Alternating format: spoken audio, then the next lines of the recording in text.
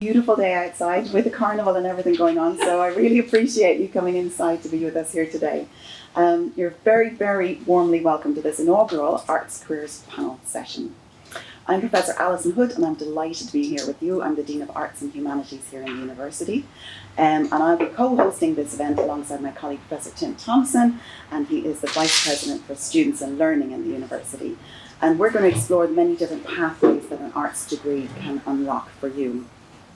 I want to begin by warmly welcoming our panellists, and I might actually just ask you in a little bit after this to introduce yourselves, to say who you are and where you're from. But we have Kelli, Aengus, Shauna, Katie and Sean here with us, all graduates of Maynooth University who kindly returned to share their career stories and experiences. I'd also like to welcome you, our current art students who are joining us in the audience today, as well as anyone who may be listening back to this session via the recording afterwards. So, we'd also like to take a moment to acknowledge and thank all of our colleagues in the Development and Alumni Relations Office, thank you, Darrow, and the Careers and Employability Service, whose support and collaboration here have made today's event possible. So this session is designed with you, our students, in mind. Whether you're someone who is clear on the path that you'd like to follow after university, or you're still figuring out what might come next, today's discussion is for you. We know that an arts degree offers a broad and rich foundation, but sometimes translating that into a career direction can feel daunting at this stage. That's why an event like this is so important. So this afternoon, it's a privilege to welcome back several of our arts graduates, alumni who have been in your shoes and have since carved out rewarding and diverse careers, perhaps even grappled with some of the same questions you may have. They'll share not just where they are now, but how they got there, the choices, the challenges, and unexpected opportunities that came their way. Our hope is that through their stories, you'll gain a clearer sense of what's possible with your degree and understand how the critical thinking, creativity, communication, analytical skills you're developing here can equip you for the world of work and inspire you to think about your future career options. I myself, my discipline is music. I started off as a performer, thought that's all I wanted to be, was pianist and cellist. Went into academia, went into Trinity to study music, stayed in academia, got sucked into academia, and absolutely loved it. And so I ended up being in the music department here, then being Dean of Teaching and Learning, and now being Dean of Arts and Humanities. And it's a career I love, and I love working with different disciplines.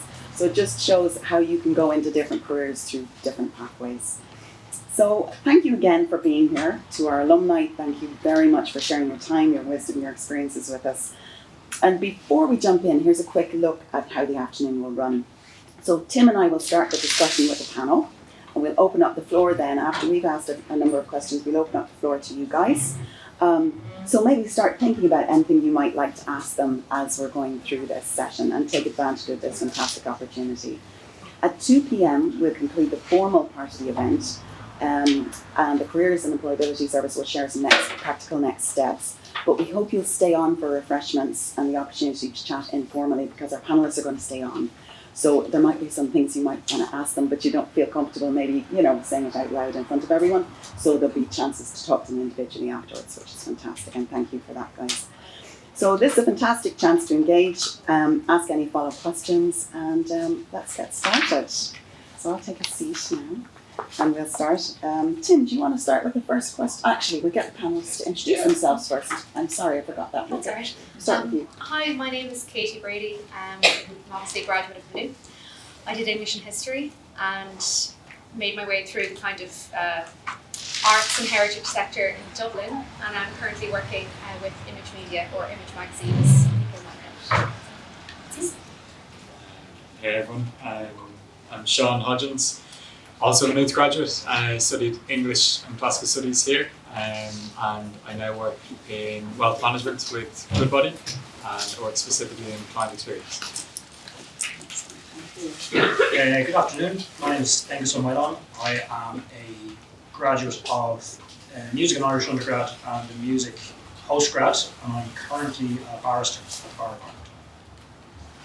Hi everybody, my name is Kelli. I studied geography and classics and attempted Irish in first year, but that didn't really work out. And I currently work for the Department of Environment on climate policy.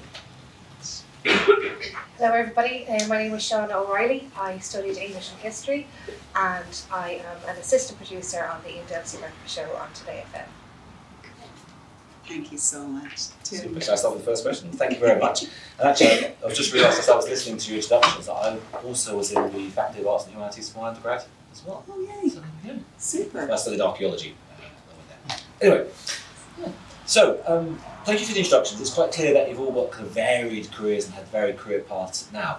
And so I kind of perhaps wonder then, when you came to university that first time, what sort of career do you have in your head that you might want to do, and then how did that evolve and change as you went through your studies and as the result? Shall I start? Please do. Yeah. Okay. I actually came to Maynooth to study history and politics, which I think I should state. And after a week, I dropped out of politics. I was very intimidated. Maybe I should have kept going because I do have a great interest in it. But I think I was really craving the creative space that like the English lectures seem to provide. So I swapped within a week, and that was a very smooth process. Everyone was very helpful.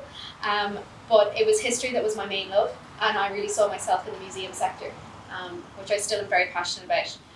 But I went through a stage of really wanting to be an archivist, and then I did some work experience in an archive and just realised what a solitary career that was. And it was then that I realised that it was sort of the engaging with people, especially people who are passionate about the same things I was.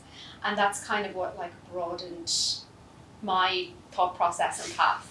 So I could see myself like leaving the museum sector and then maybe going into the likes of events, which still kind of tied back in, but it really was people. So I don't know if that answers your question, but that's, so I think I approached it very narrow-mindedly. I was like, I'm coming in to do history, and history, what do people do with history?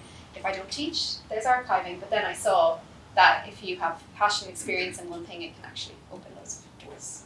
So I don't know if that's helpful to you. That's great.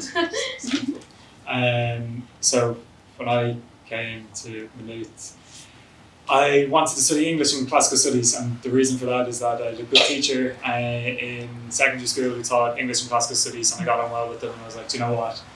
If he likes it, maybe I'll like it as well. And I had absolutely no idea what I wanted to do when I came to college, and my parents were really supportive, and I'd say like there's a message that really helped me on my journey, and was just go and get your level 8 degree, because you can always do a conversion master's or a conversion degree into something different once you get that qualification. So I'd say I came here having absolutely no idea what I wanted to do. I studied English and classics for 3 years, and I still had no idea what I wanted to do after that. So just don't be afraid now if you're in that similar position. Thank you.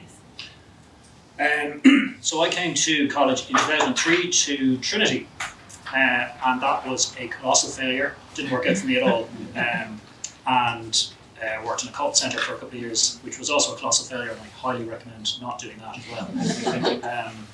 And Maynooth very much came to my rescue. The former professor of music, Jared Gillam, Prof, as he's still known, basically like a hand out of the sky, plucked me up and said, come out to Maynooth, give it another go. And came here, absolutely thrived. My focus at the time was very much to be a practical musician. But I then graduated in 2009, and I don't know if anyone is familiar with economic history of Ireland in the early 2000s. So it's among the worst possible times to graduate with a degree in music. So I diverted, I suppose, or got diverted into the Students' Union. I think there's still a plaque over there with my name on it. I was president of the SU for a year, and through that realised that what I was actually involved in was, or interested in, was activism. I then spent a number of years in the student movement in Ireland internationally, worked in Belgium, worked in Norway, found myself, ended up in politics, inevitably I suppose, and while working in politics realised that actually the qualification that I needed and that would be most appropriate to what I was trying to do with the world was a law degree. So I retrained as a barrister in the evenings and weekends, and that's where I am now. If I was thinking on the train out what the 20-year-old me who came to Maynooth first 20 years ago, Jesus, would think of me coming back out in a three-piece suit and all of that, he'd probably be horrified, but I think he'd probably understand the journey that I've gone through. And it was Maynooth that enabled that, albeit that I haven't had to use any Schenkerian analysis. Sorry, Alison. Extremely musical in-joke there. In the meantime, it has been Maynooth was the trampoline there, I suppose. I had a great plan. it didn't work out. So I wanted to do primary school teaching, and that was before Fretwell was here, and that was an option. And I just shy of getting the Irish grade, and I done some research and went to my careers counsellor and said I'll go do an arts degree and I'll get Irish there, and then I'll do a postgrad. She said excellent, and then she told me there were 5 people in my class who wanted to do that too. And it turns out I couldn't do the Irish here either. It's harder actually than secondary school Irish. So I kind of just put it on the back burner for 2 years, dropped Irish, continued on with geography and classics, which I'd only picked up because they were my favourite subjects in school. And then got to the end of 3rd year and was like, oh, now what? Because I'm not doing teaching. And I thought about doing secondary school teaching, and teenagers are mean, so that was I looked at doing some different masters in environmental studies. But actually in the final year, I don't know if they still run it now, they had started off a module where you could do work experience in geography. So as long as you could talk John Rigby at the time into, this makes sense for geography, I did a work experience in the zoo. I said space and place, all these different things from around the world, oh gosh, this is one place, that's space and place, geography. She said, go for it, if you can get in, do it. So I did, and then I said, well, obviously I'll be a zookeeper. So I did a master's up in Queens in animal behaviour and welfare, and I was on and off working in a zoo, and I did a Erasmus Plus program, which I know most of you probably know Erasmus. Erasmus Plus is when you've already graduated, you can do another work placement. So I went to Spain, and I worked in a research institution there for a few months, and turns out zoology, very difficult career in Ireland. Not really a lot of options, and quite particular to get a solid employment in. So I had a bit of a meltdown, and my mum said, you know, you should join the civil service. Enjoy a good public pensionable job. And I was like, this sounds awful. I'll have to have every weekend off and every evening to myself. So I got an internship. I sent my CV out to all these different managers in different departments that I was interested in and said, what can you do for me? And I ended up getting a phone call from an assistant secretary in the Department of Environment, and he said, I don't believe your CV, it's very weird. Do you want to come in and have a chat? So I did, and he said, did you really work in the zoo? I said, I did. And he said, but did you really work in Tato Park as well? Because they're very odd. I said, yeah, I do actually work in Tato Park right now. And he said, well, look, there's no formal internship program in the public service. You can come in and have a desk if you want. Like, I'll get you a pass, and you can get some experience, and you can meet some people, and we can kind of help you and point you in the direction of how to get a proper job here. So I did that. So I did that for a number of months, and then I got onto their graduate program, which is called the AO program. At the time, it was very generalist. So you had a specialist stream for the economics students, and then you had the everybody else stream. Now that's changed, and there's a number of different streams, which are actually excellent for arts graduates, because there's one for people who want to go work in foreign affairs, very helpful if you have an additional language, Chinese particularly. There's other ones for finance, business, energy and environmental, so geography students were in. But yeah, so I got into the Department of Agriculture after that, and I kind of put my teeth there for a few years, wiggled my way towards environment, eventually transferred across, and now I work there. So yeah, I've rambled on quite a bit. That's great. So I always knew I loved radio, and I was a super fan and obsessed with it, but I wasn't really familiar with what roles are available to actually work in it. If you're not a presenter, what else is there to do? And my parents were also a bit like, this is a makey-uppy job, radio, like, how are you gonna? So they were very much of the idea of go and get a degree and then see what happens after that. And I think they probably thought I'd go and do the degree and maybe go into teaching or something like that. So I did English and history, and I arrived here, and like yourself, I started off with English, classics and French, and quickly realised French was not for me. But I actually left it a little bit too long, and there was a whole journey. It took me 5 years to do my 3-year course, but that's okay as well. So while I was here, I actually, when I was walking in, I remembered it today. I was sitting on the wall outside the canteen when I got a call from the human resource manager in Today FM, who I had been hounding for years. Could you please, I'll work for free, I'll do anything, I'll make tea, whatever. And she rang me and said, are you free this evening to come in for a couple of hours? And that was that. So I did that all the time. I was, during my time here at Maynooth, I was also working in Today FM in the evenings. It actually cost me money because by the time I get into town, get out of town, I was getting paid buttons. But that's how I started in Today FM. Like yourself, graduated in 2009, came out and thought, great, global recession, perfect. So I managed to stay in Today FM, but couldn't sustain the work I was doing. I wasn't earning enough money to live. So sat down with the head of HR and said, what's the story? Will I hang on for, in case something comes up? And she said, no one is going anywhere for the next while, because anyone who has a job is not leaving it in this economy. So she said, you're as well to go, spread your wings, and we'll be here when you come back. So I went off to New Zealand and I worked in radio over there for a year, and I came back for a holiday.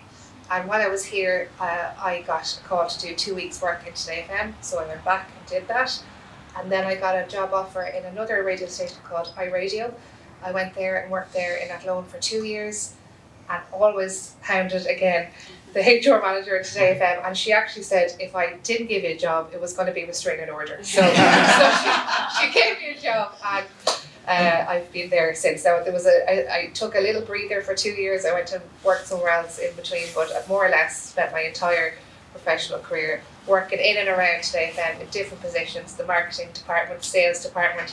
If they would have offered me a job at accounts, I would have done it. Even though I'm rubbish at maths, I would have taken it. But anyway, I finally got the job I wanted, to work on a show, and I have been there since 2015 in the current position I'm in. So so there was a journey. Yeah, it's fascinating. And it's fascinating to hear that it's not a straight route all the time, and that you don't necessarily have to know what you want to do right from the beginning and be certain. Some people do, like you knew you wanted to be in radio. Some people didn't have an idea. So that's really important to just. I'm going to skip a few questions because a lot has been covered there. I'm going to go to number 4. What would you say, or would you identify as the specific skills or knowledge from your degree that you found most valuable in your career? If any. Well, I will say yes, there are some. I won't just skip the question. I suppose off the bat, it's kind of hard to maybe think back to what I learned in English history that is applicable to maybe working in a fashion and lifestyle publication. Yeah. But obviously, like the core skills that you learn in an arts degree of, having an exemplary level of communication and writing is so important. And I even see, be it emails coming in or articles and pieces, and you just have such a keen eye for how things are written, how things are articulated. And I think then if you are dealing with people, as I am, like throughout all of the jobs I've worked in, areas I've been in, communicating with people is so important. And then that ties into like the level of professionalism that comes with that. And then perhaps maybe less career orientated, I find the sort of critical thinking that I picked up from studying English and history is a very useful tool to have currently with what's going on everywhere in the world. And it really acts as a very useful tool to inform yourself and to see be it patterns in history and what we're seeing now, what we might see in a little while, and things like that. I'm very grateful for that.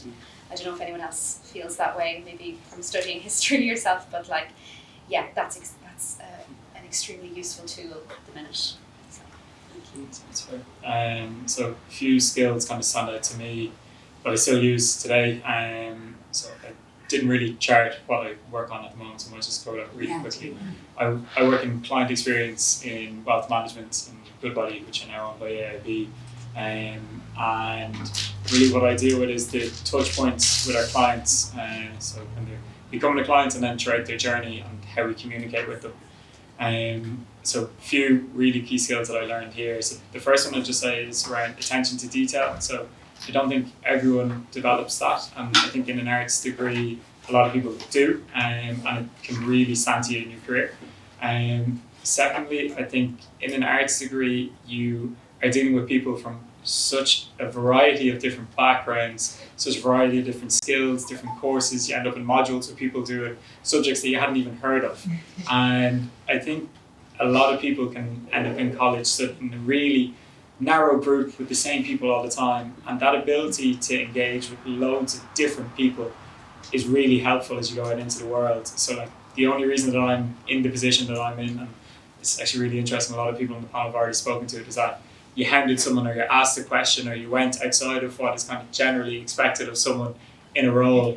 And like I said, the only reason I was able to do that is because of my background here, where you did speak to all those different types of people. Those few skills.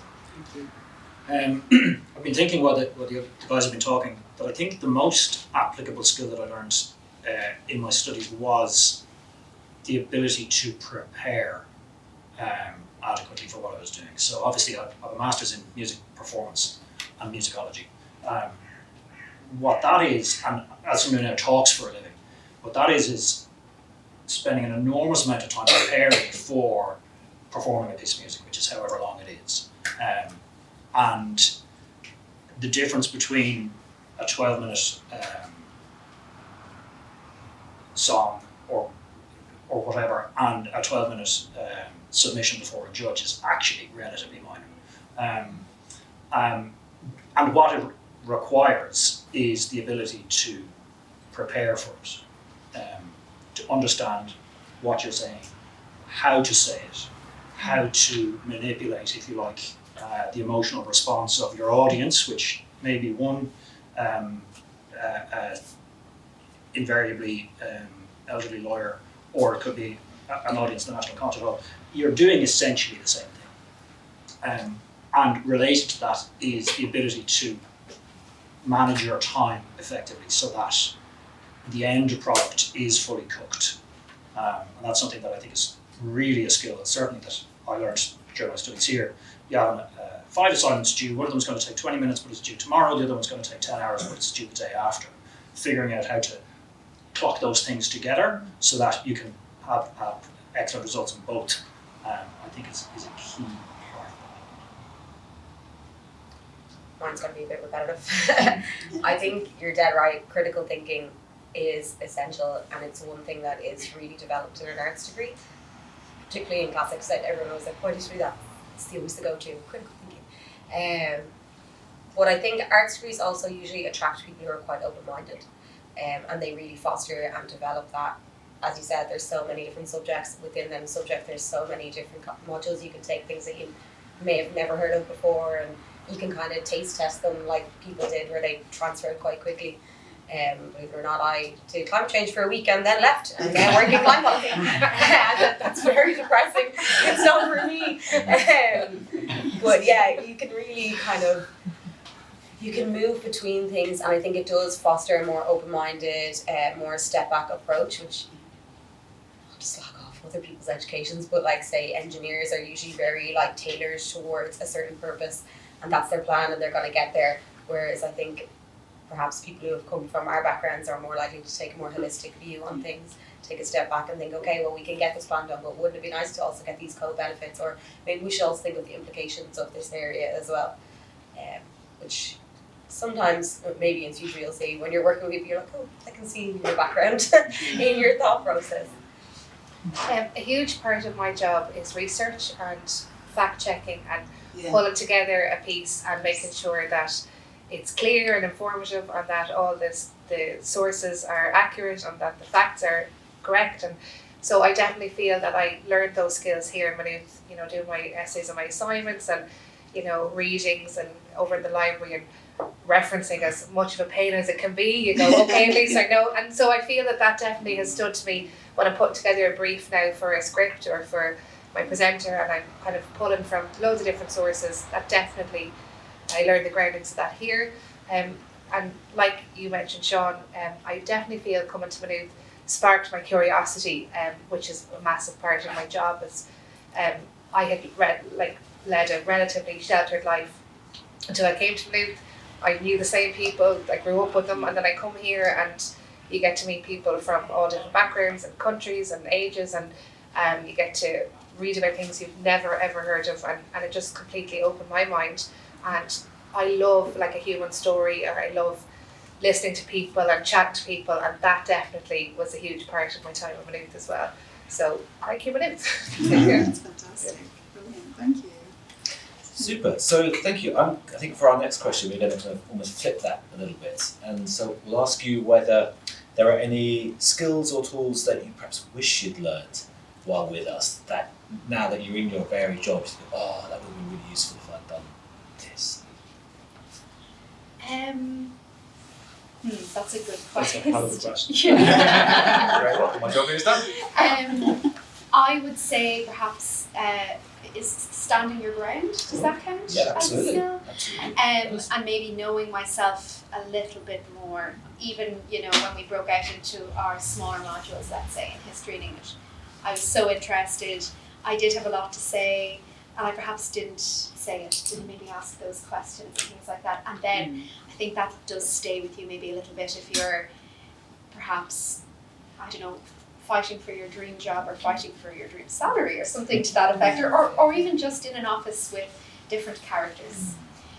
You really need to know yourself and stand your ground. And I can definitely see how my confidence grew from first to third year. I was here for 3 years, but I think, and I don't know how one achieves that. Maybe it is just seeing the smaller breakout groups as you're equal with everybody there. You have the right to say, to raise your hand or something like that.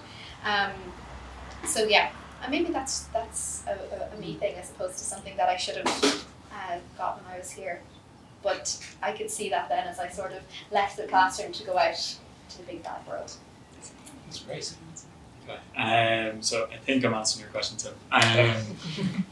Something that I'd say I only learned after I left college was around the importance of personal brand, and it's something that a mentor of mine in work probably referenced, say 3 or 4 years ago, and it's that everything you do represents you. So I'd say when I was here, there might have been some modules that I wasn't that keen on and maybe just didn't give it 100% and was very happy with a 38 and passing with compensation. Whereas now, that's the truth. Whereas now I'm probably aware that everything is going against this personal brand of Sean Hodgins, and it's just something to be aware of, because you don't know when you're going to need to have that conversation with someone in, I did sociology in first year, and maybe it was the sociology department. I need to have a conversation with them, and I could be looking for a favour, and I'm going in where I've been the person at the back of class and doing absolutely nothing. And that's something that I definitely didn't have when I was here, and say I now have. So maybe just take it with you. That's great.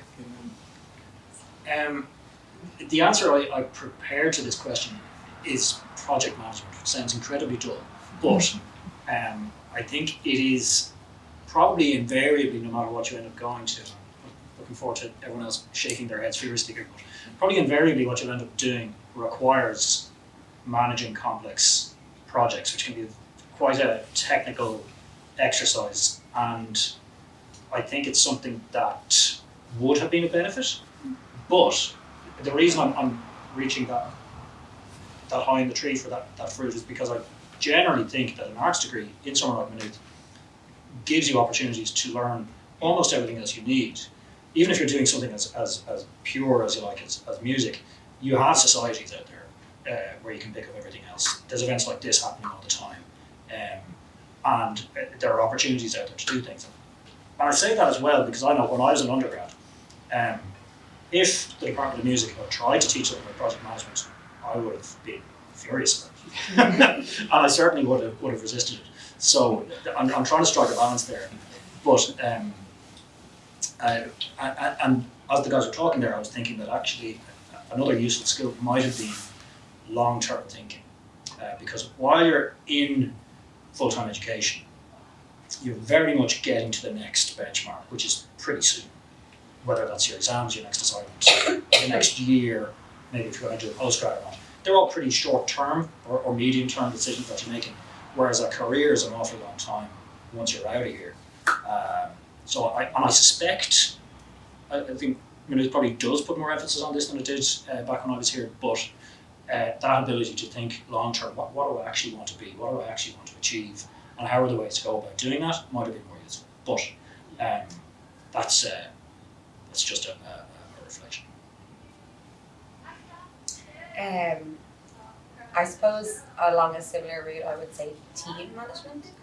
Essentially, when you're in college, you have a lecture hall of people and a lecturer, and that's a dictatorship, really. Like, you can complain, but like your lectures aren't going to change, are they? Like, it's their rules. You can go and you can say, oh, I'm really sorry that it's on today, and I have a really good excuse, and maybe, but it's up to them. They can say yes, they can say no. When you go into work, there's all these different layers of management, and not only do you have like the boss and then their boss below them and boss below them working all the way down, but sometimes you'll have to manage teams who are across stakeholders. So I'm not your boss, but I also really need you to attend my meeting, and I need you to do the work that I asked you to do from the last meeting. And then, worse again, you can have to manage up. So you could be speaking to people who are 3 layers senior than you and also trying to force them to do their job.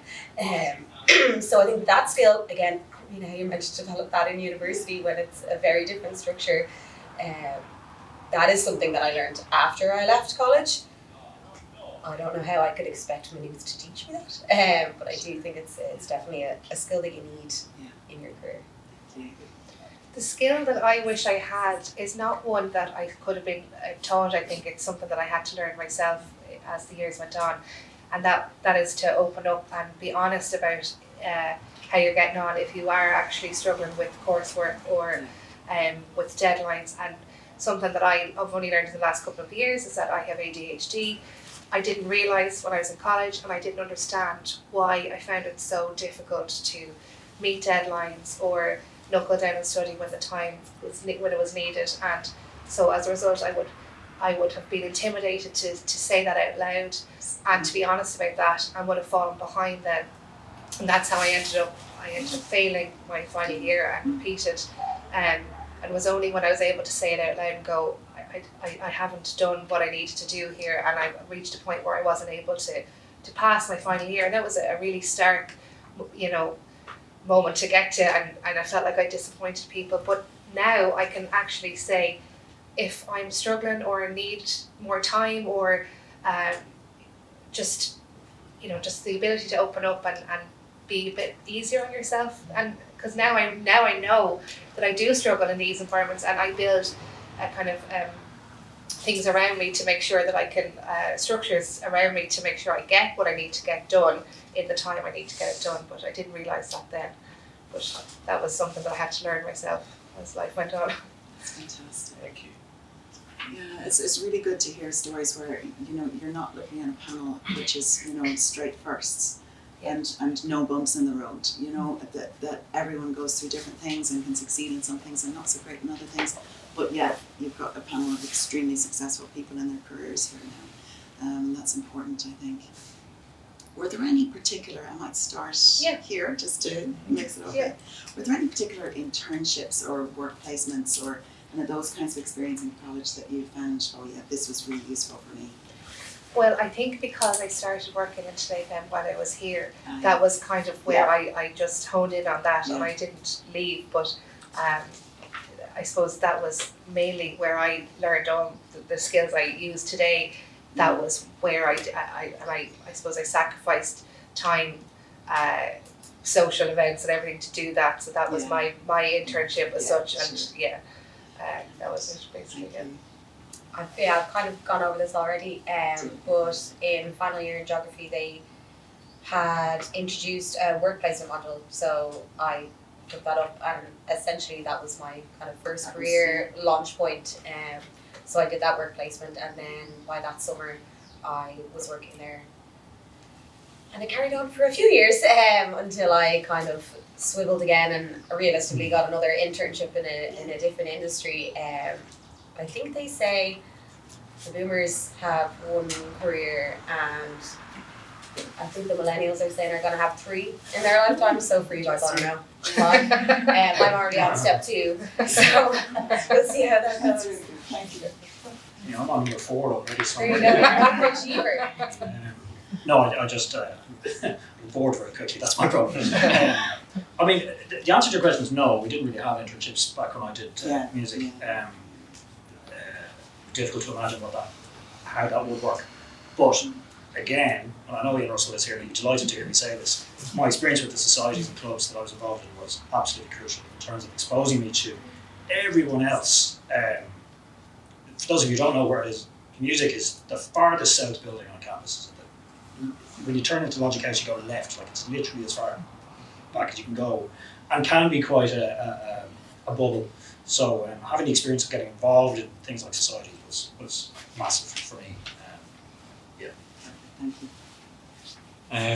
you. So I did an internship in Goodbody, but it was, so I did my arts degree here, and when I was finishing up in arts, I still didn't know what I was going to do, as I said earlier, but I started to do a QFA, so Qualified Financial Advisor degree, so you can just apply for those exams online, so I did that, went in, did a Classics Masters here, and then did a Business Masters here, and it was after I finished the Business Masters I went looking for some companies that were doing internships, and I'd say I had friends at the time that were looking at every internship or graduate program under the sun. I was just really careful in terms of the culture that I wanted to go into an organisation, and I could see Goodbody had a good culture from looking at them online, and applied for that.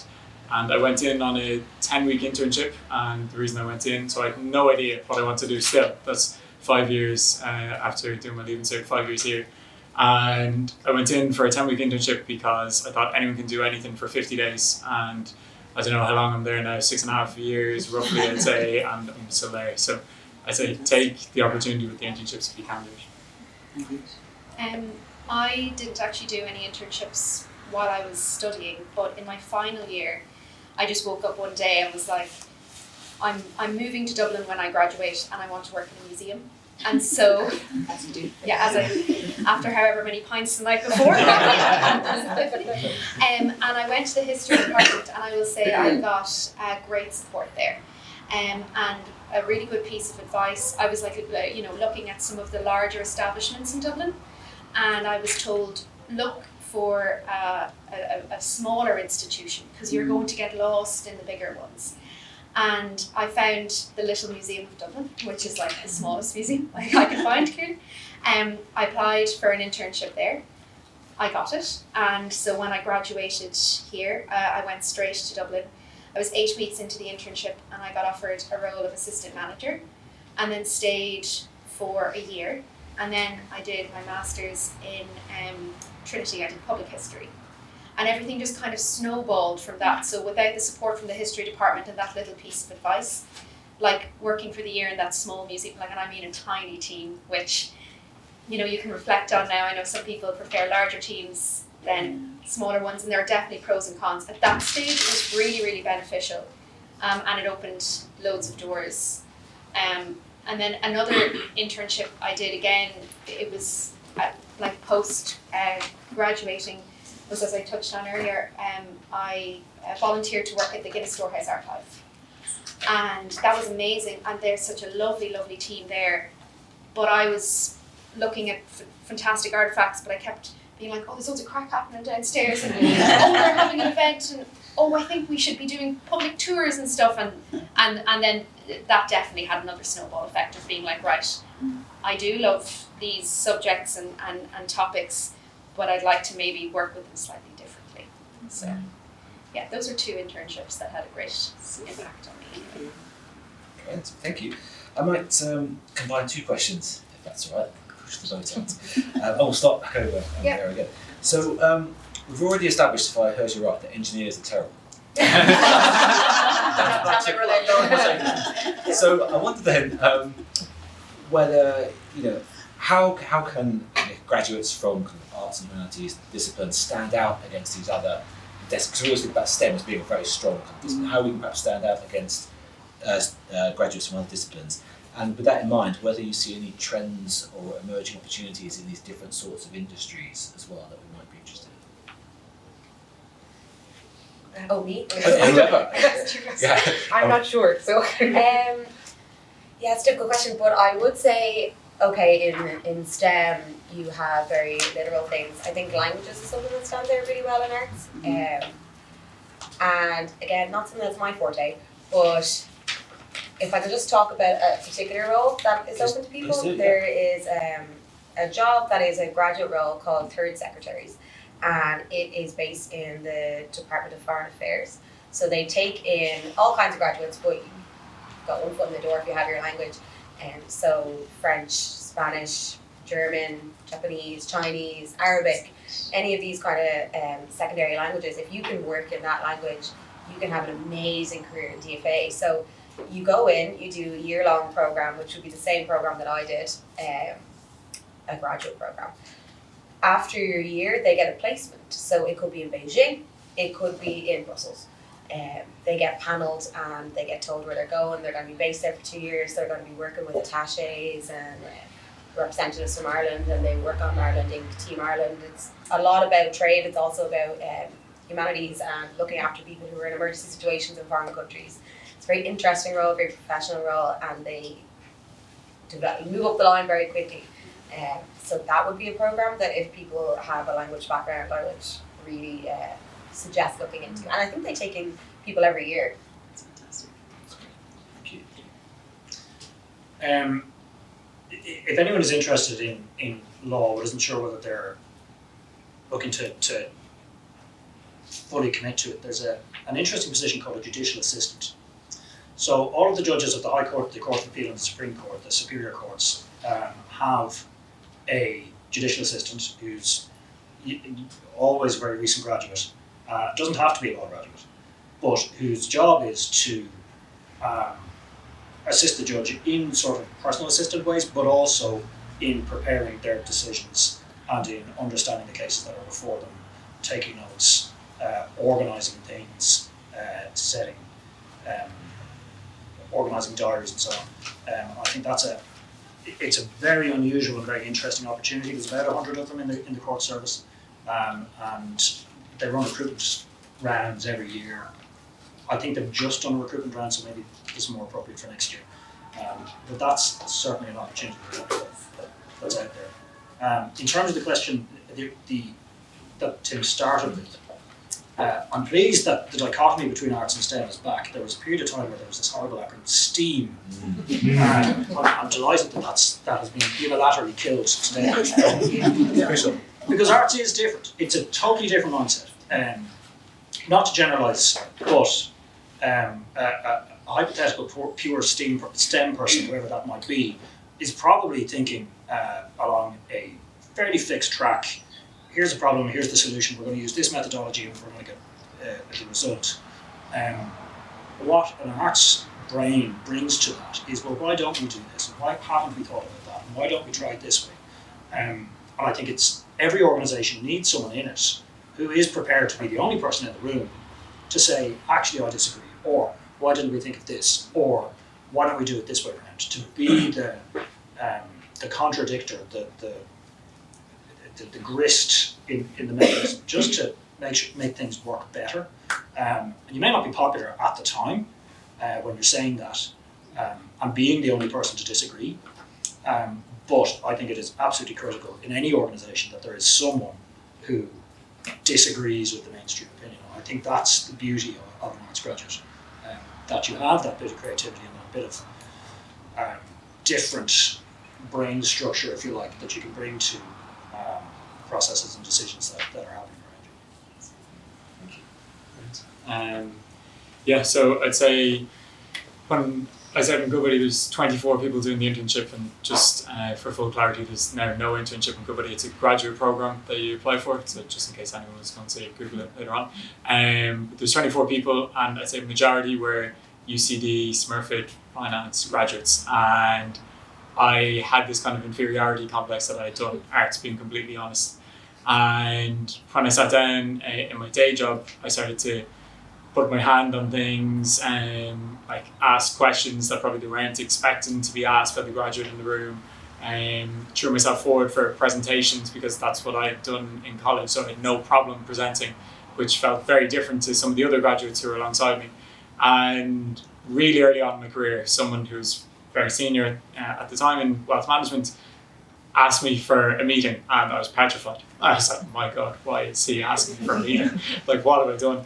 And went into the meeting, and he shook my hand, and he was like, Sean, just noticed that you're asking all these questions, and you were doing that presentation the other day. It's like, really interested, what's your background, where'd you come from? So I spoke about classics and loving it, and he was like, jaw nearly hit the table. He was like, classics graduate. It's like, how did we end up here? So it's like that type of conversation, and like he really empowered me in my career, because he was like, we need to hire more people like you. So it's that we have different skills studying arts than people do in finance, and like that's absolutely fine, and don't feel inferior because of it. Like it's going to be your superpower when you get into the workforce, that you're going to think differently to some of these people. So I say, don't be afraid. There's definitely a difference, but don't be afraid. Yes, well, maybe somewhat similar. Like I would say the distinct difference that I can see is, or are the people skills, and then the communication, as I touched on earlier. Because everything that I've been involved in the last couple of years has been very person focused, events focused. It's been membership schemes. It's been networking, which is like what I've learned to be one of the most important things. And I feel when you have done the subjects we've done, and when you've studied arts, you either have the skills, and that's what's kind of informed your interests, or then you have had the time and the opportunities to work on them. I think that's a really positive, distinct difference. Thank you. Brilliant. Thank you. Going back to that comment you said about the classics, I know when I was planning to go to do music, I think my mum and dad were incredibly supportive, but my dad must have been a little bit worried because he was on a plane once and he was sitting beside this businessman, and they got chatting, and the businessman was like head of ESO in Tokyo or something, like huge businessman.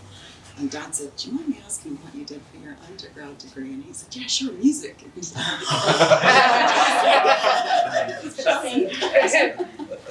But it's true, the skills that you learn through these degrees really inform your whole future, and can be really sought after by very big companies. What would you say, is there a person, a staff member, somebody through your experience here that was quite inspirational or impactful on you? You might start over this side again.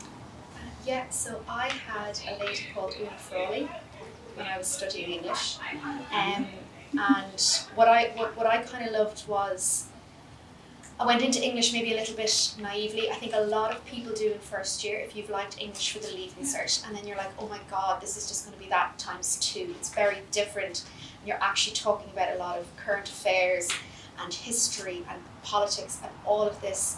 And there was some excellent modules on like commemoration and literature and all of these things. So maybe 10 of us all sitting in the Aengus building, and I'd look forward to it like every week. She was a fantastic lady and so engaging, and we just learned so much more than the actual novel you were doing. Does that make sense? Yes. It's very Dead Poet Society, but it really was like, not only was she like a really warm, lovely senior figure, the kind of skills I was talking about earlier in terms of what we're looking at in terms of what's happening in the world today and everything, we were talking about various things like that, this idea of remembering and all of this. She was wonderful. I actually can't remember this gentleman's name, which is awful, but I picked up an elective in film studies in second year. I think Dennis. Yes, Dennis, absolutely wonderful, because I went on to work in the Irish Film Institute, and then in the Irish Film and Television Academy. And so I always liked watching films and things like that, and picked up the elective, and he was great. He was so wonderful. Again, a lovely small group. They're often the most enjoyable elements of third level, I think, and just fostered a real love and appreciation of film. There's loads of other members of staff as well, but sometimes you just focus in on one or two people. So to name but a few, I feel they had great impact. Thank you. I'm going to go for a bit of a rogue answer and say no, there probably wasn't one person that stood out in terms of staff, and that's nothing against the staff. I thought there was good support networks, but it was that I probably never approached anyone and looked for it, and I think it's fine if you're one of those people in the room as well that doesn't have that relationship with a lecturer. Yes. I certainly didn't, and I never looked for it, so I'd say if you look for it, you will get it here. Like, that'd be my understanding of Maynooth, but I didn't look for it. I mean, obviously I have to mention my harmony and analysis teacher, Alison. No, but in reality, music is quite small, and it's a small enough group of people, and I've difficulty picking out an individual who was particularly impactful. I think the most meaningful in terms of my development in my career was probably my relationship with my master's thesis supervisor, John O'Keefe, who, I'm sorry, I don't think he's an Maynooth employee.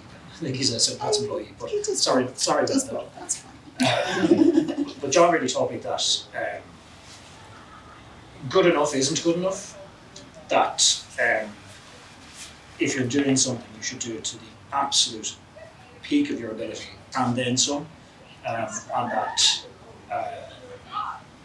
certainly in the specific type of music that he taught, perfection is what you are aiming for, and that was really useful to shake me out of the past me, who was also very happy with 38 and passed my compensation, thank you very much, and tell me that no, you should be aiming for 70, 80, 85, and that was certainly a lesson I still take with me every day. And having a small Kerry man very annoyed at you, despite thinking you've done very well, is a real experience. I would say Jan Rigby. She's not in the department anymore. She was the head of geography, but she was my lecturer for health geography, and I thought she was an excellent storyteller. My attention span's not great, so even in subjects that I find very interesting, if a lecturer isn't very engaging, my mind will just wander away, and that'll be that hour wasted. But even in things that I didn't think that I was very interested in, like diarrhea in some part of Africa, I was into it, engaged. But she was the head of the department at the time, and that work placement module was the first time they run. So they just sent out a quick email being like, we'll think about running this for next year, but if you want to do it, you're going to have to do it this summer. So I reached out to her, and I ended up having a one-to-one kind of personal relationship with the head of the department, which was pretty unusual. And I had something not very nice happen to me in final year, and it resulted in me missing some in-class tests and some deadlines. And I emailed her just to let her know that that week or two wasn't great for me, and she asked me to come and see her, and she was very kind and very understanding. And I still kind of have a relationship with her. The last time I emailed her, she had just had eye surgery, so I got back a very confused email being like, "Hi Kelly, I'm happy to hear you're doing well. I've just had eye surgery and I can't really see right now, but I'm at the apartment. I've retired." She was very, very kind. But yeah, lovely lady. So I mentioned earlier on that when I started in first year, I took French. So I did English, Greek and Roman and French to start, and quickly realised that French wasn't for me. But in classic me fashion, I stuck my head in the sand and pretended it wasn't happening and said, no, it's fine, I'll be absolutely fine, even though I was completely intimidated in tutorials, and stopped going then as a result because I was scared and didn't want to get in trouble, and so I didn't really know what to do, and I went to speak to a man called Peter Carr, who was the academic advisory officer. And when I say the man changed things for me, I had left it too late to change French, but I thought I was done for, I thought I was going to fail. But he was so calm and measured and kind, and he spoke to me in just such a lovely way, and kind of went through all my options with me and said, this is what you can do, and don't worry, here's another option. And what I also loved was that he invited my mum to come in, and he spoke to her as well, because parents, they can get a bit like, oh Jesus, what's going to happen, and you're going to fail, and oh God. And he spoke to her, and he went through the options, and she came away going, well, this is grand, isn't it? This is the route, and you can do this, and that just made the transition so smooth. And I still remember his kind face and how lovely he was, and he definitely stood out to me, and he really, really helped. So Thank you. Super. Well, I've just been looking at the time, and I think this might be a good time to open up to the audience. That's right. So I know Alison and I could ask questions for hours. We could. But so perhaps we'll open it to you all here. This is why we're here after all. If you have any questions for our fantastic panellists, pop your hands up, and then I'll just ask you to say your name, perhaps say what you're studying, and then your question. Anyone at all? People have been submitting them online as well. Oh, have they? Shane, if I can give you some of the questions that have come in. Perfect. Thank you. See, now I'm going to have to take my glasses off. Okay. These are some of these are very targeted. Katie, why did you leave the museum industry, and how is the magazine industry different? I want to know how different they are and how you get into it. It's very specific. That's very specific. There's a couple of answers. I love history. It's always been one of my primary passions. It can get very depressing. That's one of the things. I was interested in modern Irish history, recent history, the history of the North. When I was studying for my master's, I remember just crying in the postgrad room because I was just reading about people's experiences during the Troubles. And I was like, oh my God, this is awful. I was like, and that's maybe too frank an answer, but I found that very, very difficult. I think when you're interested in things like that, it can really take its toll on you. There's some wonderful episodes in history. There are some tragic episodes as well. So I found that really tough. In some ways, I found it hard to make a grown-up career in the field. Some adult benefits perhaps weren't there. Maybe a long-term contract or things like pay. I think where I would link maybe the two career paths is the storytelling element of it, and the people element of it, and the celebration of people element. Was there a question how I moved from one to the other? No, that's fine. That's great. Oh yeah. Well, look, I don't want to put anyone off a career in history either, because it's a seriously important subject. I don't think everybody appreciates just how important it is. But yes, it can be tough if your interests are in specific parts. Yeah. Thank you. Yeah, please. I just sort of have a question about your career in the museum. Mm-hmm. I'm doing anthropology at the moment, socio and cultural anthropology, and I heard that you could be a postgraduate from that point onwards in museum curating. Sure. I don't know, I don't think Maynooth runs them, but I was just sort of wondering, do you ever work with former anthropology graduates, or because the fields of history, anthropology, and archaeology be all I can't say I have specific experience of working with an individual, but off the bat I would say that those are the exact kind of skill sets and like the thought processes and everything that's really valuable in a museum. One thing I will say, I think at one stage I was the only person in the one or two museum spaces I worked in that maybe had a history degree. Right. And I think that served me really well. Because look, at the end of the day, a lot of these spaces are businesses. And so perhaps people hire with certain things in mind, but I think that, it's a really useful background to have if you're going into spaces like that. So. I have some expertise in the area. We can have a chat afterwards if you want. That'd be wonderful, thank you. Yes, please. Hi, this is kind of for the whole panel. Would you have any guidance for students who are kind of interested in two career paths that are completely unrelated? So I study English and psychology. I'm kind of interested in going towards a master's for English, but I'm also interested in going more towards the food industry. And so they're completely separate. There's really no way to tie them together. What kind of guidance would you give in making a decision, I suppose? Happy to jump in first, if that's all right. Yeah. So I think when you're facing a decision like that, it can be difficult. Go to people who have expertise in the area. So maybe speak to someone in the English department in relation to a master's, or a previous student, or maybe someone who's doing it now, if you can. I'm sure the university will be able to support you there. And then in terms of the career path in food, have a look for people online. So a number of people reach out to me on LinkedIn around client experience, because there's not a huge number of people working in client experience in Ireland. And they say they're interested in the job, but they don't really know what it entails. Could we meet for a coffee, or could we have a quick Zoom? And I've had a number of those contacts. So I say reach out, have a look for people online, and there might be an area in Maynooth that might even be able to guide you and give you a contact. Any other comments on that one? Have you had hands-on experience in the food industry? I have a little bit. I've worked for 4 years in barista work. It's a little bit of a small job, but I like the connection I get with people. Yeah. So I was just going to say, if you've got, if you can try it out and give it a shot and see how you feel about it, then you could probably follow your gut on it and say, well, I really do love working here, and I love how this could progress for me. It would be probably a good thing to do. Is it alright if I sort of give a little bit of an answer to her question, just because I have a relative who works as a chef. Please do.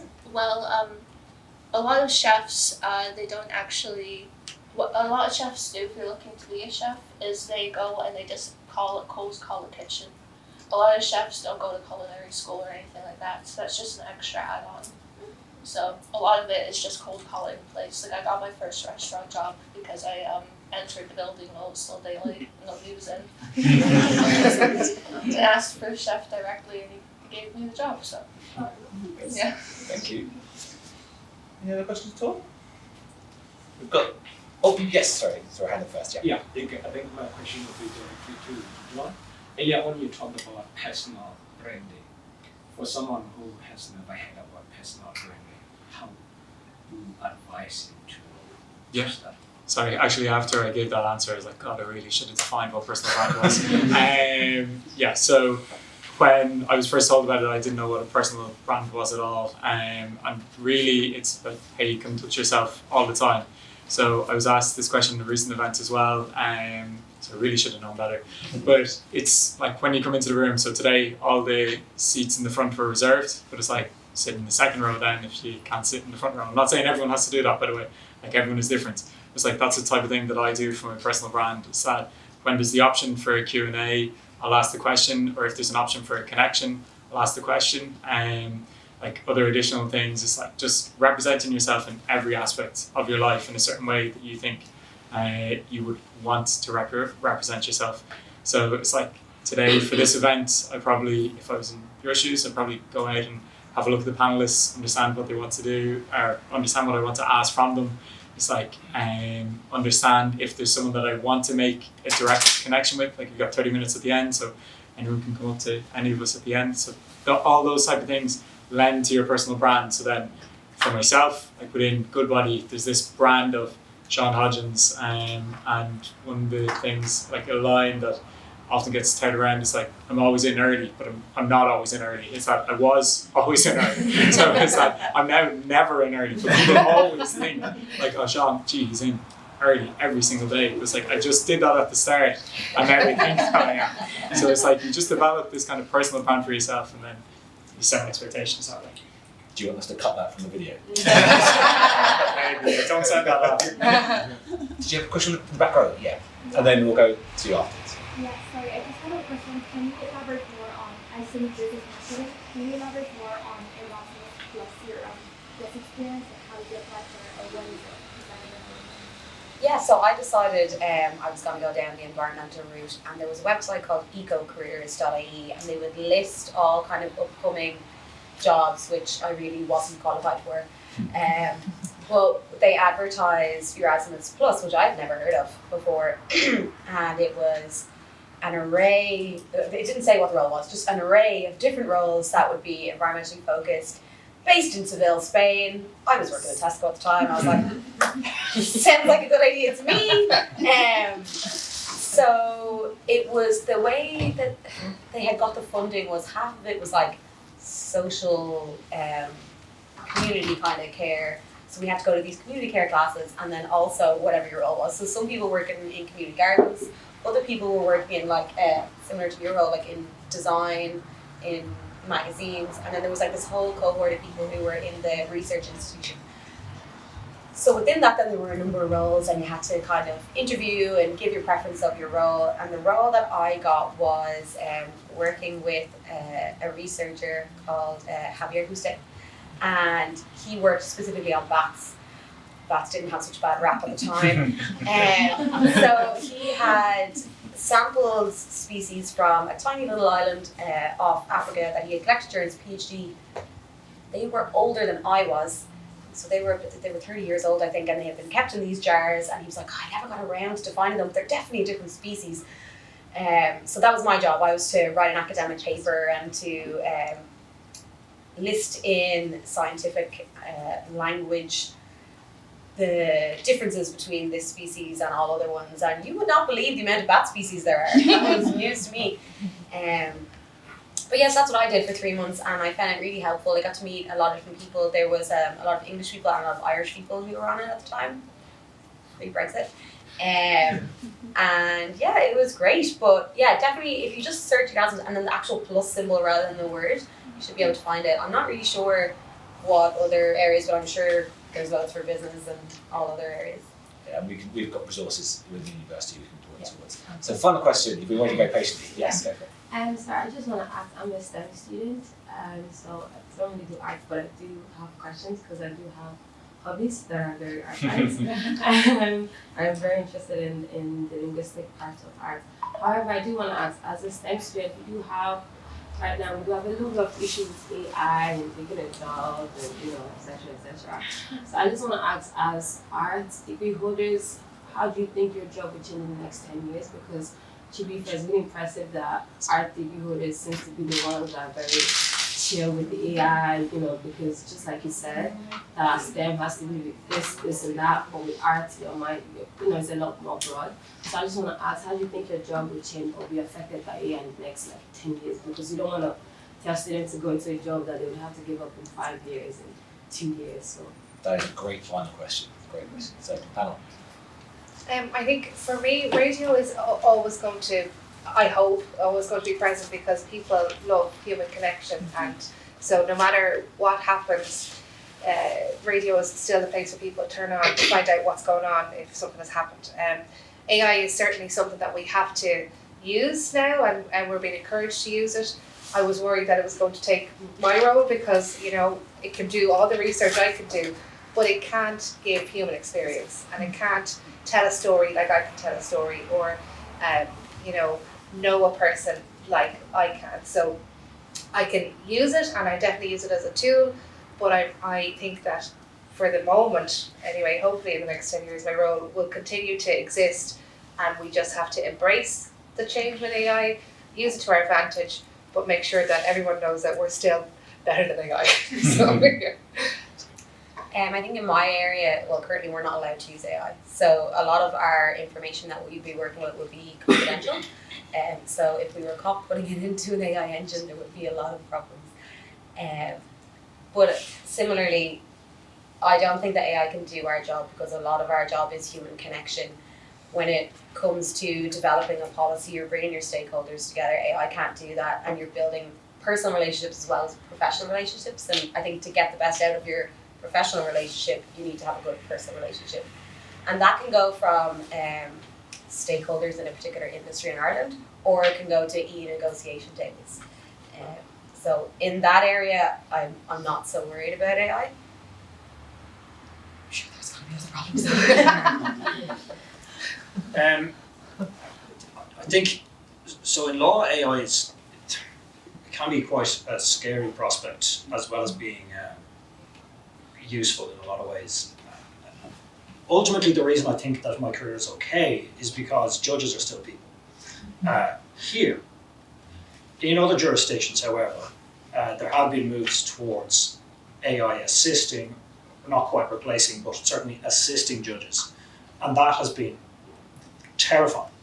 So, an example that comes to mind is there was a trial in the United States, I don't remember the exact details, but there was a trial in the United States where AI would assist judges with coming up with sentencing recommendations for people convicted of crime. And the AI spat out horrifically racist recommendations. Now you can understand why it did that, because it's learning from a couple of 100 years of precedent, and a lot of precedent is horrifically racist. So AI needs to be viewed with an enormous amount of skepticism and be managed very carefully, and people need to understand how to use it appropriately. However, because of the way the law works in Ireland and certainly in Europe, decision makers are people, and the people who have conflicts which require barristers to get involved are people. And my role is very much the intermediary between someone who doesn't have the skills and experience I have and the decision maker, the judge. I don't do any criminal work, so I don't have anything to do with juries, thankfully. But so that role of taking your story, you have an issue, whatever it happens to be. Most of my work is in the human rights sphere, so they tend to be quite personal and difficult stories, and turning that into here's the legal problem and here's the legal solution, with all of the humanity in there, but couched in the appropriate way. And that is something that AI could have a go at. but so far has been pretty bad at. And there's plenty of examples of lawyers across the world using AI to write their speeches for them, write their submissions for them, and they've been catastrophically terrible. There's been lawyers disbarred for using AI for that. And also, as you mentioned earlier, inputting a client's personal information into an AI engine is an extremely serious ethics breach, which no responsible lawyer should do. So it needs to be dealt with very carefully. I think because of the innate humanity of the legal system, we're going to be okay for now. That's not to say that it's not going to have an impact. It will, of course. And the sad thing, I think, is that the sorts of tasks that AI is quite good at tend to be the sorts of tasks that very junior people do. Yes. They tend to be doing drafts of things, doing structures, doing proposals, doing letters, and I think that's a real issue. That the sorts of things that we all probably learned to cut our teeth on is more and more probably being done assisted by or entirely by AI. So that is a concern. Sorry. Yeah. So, look, I think AI is definitely going to impact on my role. I can't say it's not, and it has already impacted. So, like, we do use it in Goodbody, but it's that Goodbody have created. I don't know. The IT guys have created an area that we're able to put our own information in, and it's safe and secure, and you're able to use it through that. And there's only a test group that use it. But say in terms of career challenges or changes, I think it's really supporting us, and I think a lot of us have spoken to that today. So I wouldn't have a fear about getting into a particular career because AI is going to replace. I think AI is going to help to support, and you might need to change the job a little bit because of AI, but I don't think it's going to replace that many careers for it. I could tell you how I would like to see AI impact. I'd like to see it maybe take away some of the time-consuming admin and allowing more time for creativity. Because I think the issue at the minute is everyone's going to use it to create. And I'm like, no, if we have this tool, it should be, for example, I work with membership, and I've done that in a couple of roles now. So you're looking at a database of hundreds and hundreds of people. There's a lot of mindless, time-consuming admin. If that was taken off somebody's hands, you'd have so much more time to create and for human connection. So I would say I'd like it to be used for that. I don't want to see it write film scripts. I don't want to see it write magazine articles or tell people stories or anything like that, because that could possibly impact. But yeah, I don't think it should be used for the creative side of things. So hopefully other people will agree in my sector in various fields. Yeah. Super, thank you. Can I just add one point just about the AI thing? It was just to know, just bring back to Arts and Humanities. So I was at a big conference last year where big global companies like Deloitte and Adobe were talking about AI, and actually what they all said was that they're really only hiring graduates from Arts and Humanities subjects to work on AI because it's around cues and language and that sort of thing. Actually, the technical side they're not interested in. So actually there is also, in terms of that developing new world of AI, a whole host of opportunities coming up for Arts and Humanities graduates too. Great. Thanks so much, Tim. Thank you. I'll finish quite quickly because I know we're running a bit late. I just want to thank you all so much for being here today. A special thanks, of course, to our fantastic panellists, Kelli, Aengus, Shauna, Katie and Sean. Your honesty, insight and generosity in sharing your experience made this session so valuable. You've given our students a true appreciation of what is possible with an arts degree and shown that there isn't one right path, just the right path for you. To you all in the room, we hope you're leaving with more clarity, confidence, maybe some new ideas or inspiration.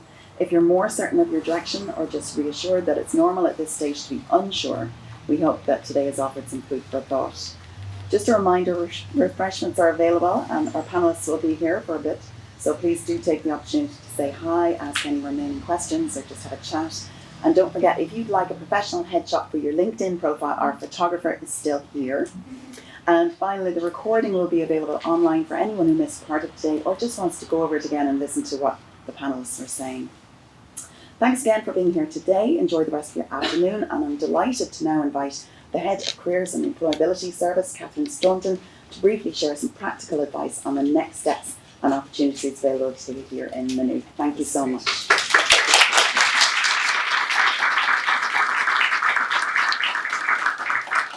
So I can disclose I'm an arts graduate too. Yeah.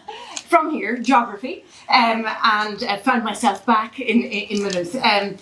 Wasn't that really wonderful? Completely engaging, very diverse, and hit on what we do in careers and employability. What we do is support students with exposure to opportunities, ways to develop skills, ways to develop more about yourself and know more about yourselves. And we've got a team of very eager, committed professionals within our service to help you along that. So whether you're a first year student going, what is this all about? A final year student who's locked in and loaded, knowing where you want to go, or somewhere in between, we can support you across any of those areas. Behind me, and I think on your chair, Debbie wants to pass me, yes, this here actually, yeah. This is a suite of some of our resources that you can log into at any stage, okay? So it could be you're looking to get that internship over the summer and you want to do some interview training. Shortlist me is where we go for that. You might want to look at some maybe online internships and looking about maybe getting some experience with industry.